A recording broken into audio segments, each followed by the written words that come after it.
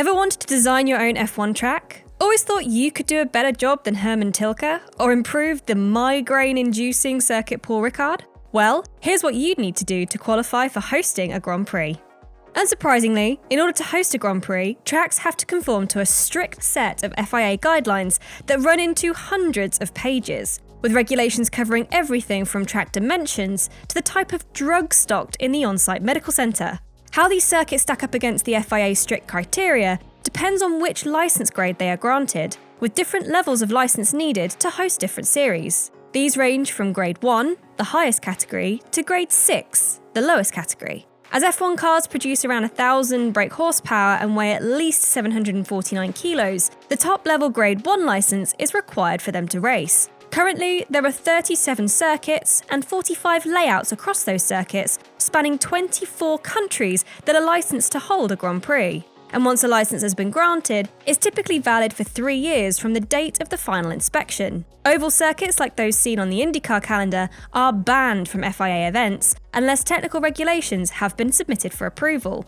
But let's get into the specifics. Track dimensions. There are no rules dictating what shape a track must be, but there are still a number of regulations that circuits must stick to. Straights can't be longer than 2 kilometres, for example, and tracks must be at least 3.5 kilometres long in total. The only exception to this is the Monaco Grand Prix, which falls just short at 3.337 kilometres. But you know, it's Monaco. It's recommended that new circuits don't exceed 7 kilometres in length, and permanent tracks must be at least 12 metres wide at all points, although there are some ways around this for temporary tracks and those that host national competitions on a regular basis. Think of Baku's temporary street circuit, which is just 7.6 metres wide at its narrowest point. The starting grid has to be at least 15 metres wide, with the width of the track maintained through the first corner to minimise the risk of pile-ups on the opening lap. The first corner must see a change of direction of at least 45 degrees and with a radius under 300 metres. Grid spots must be placed 6 metres apart, although for F1 this rises to 8 metres. The FIA says that the start line should preferably be at least 250 metres away from the first corner. The pit lane is subject to a minimum width too. It should be at least 12 metres wide and adjacent to the start-finish straight. Pit entry and exit points can't interfere with the racing line so that cars don't collide when rejoining the track.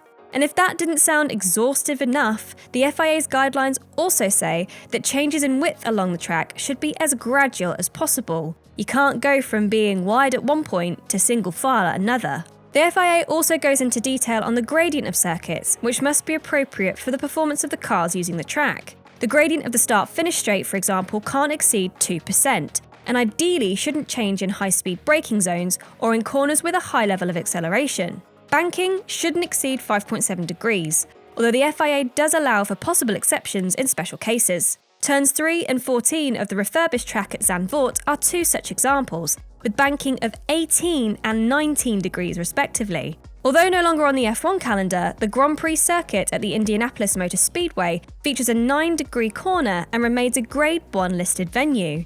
And how cool would it be to have a doubleheader in the US starting in COTA and finishing at the Brickyard be? Someone get Roger Penske on the phone. The FIA says track layout, topography, racing lines, speed and structures outside of the circuit should all be considered when deciding what type of barrier to use as the first line of protection. Either a barrier is needed to absorb the energy of a car travelling at speed, or a runoff area is required to give drivers space to regain control. These can range from 30 to 100 metres deep, depending on the cornering speeds anticipated at any given section of the track. The FIA suggests that a combination of grass, sealed surface runoff areas, deceleration beds or gravel traps, stopping barriers, energy-absorbing barriers, or a combination of all of these can be put in place where necessary.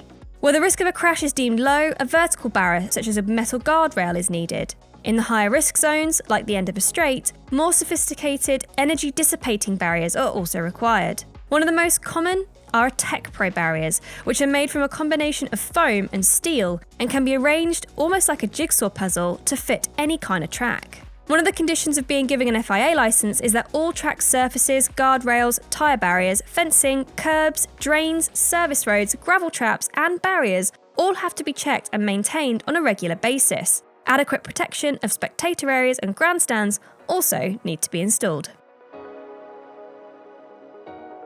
Given that drivers can be at serious risk of injury in the event of a high-speed crash, a permanent medical centre is mandatory for grades 1 to 4, while grade 5 and 6 only require a temporary facility. For F1, WEC and WRC events, the medical centre must include at least 2 doctors proficient in resuscitation and at least 2 surgeons. One must be skilled in the initial treatment of burns, and another must be able to manage spinal injuries and concussion. Multiple members of the medical team must speak English well, and all must be experienced dealing with trauma patients. Currently, all but one of the tracks on this year's calendar hold the necessary Grade 1 licence required to hold an F1 race, Saudi Arabia's Jeddah circuit being the exception, as it's not yet technically built. But there are many tracks which hold the licence and don't have a race scheduled. These tracks meet all the criteria to hold a race, but might not do so because of cost, scheduling difficulties, a lack of interest, or a number of other reasons. Reckon you could design a Grade 1 listed circuit? Let us know in the comments below and make sure you subscribe to the channel for more videos like this one. Thanks, and we'll see you next time.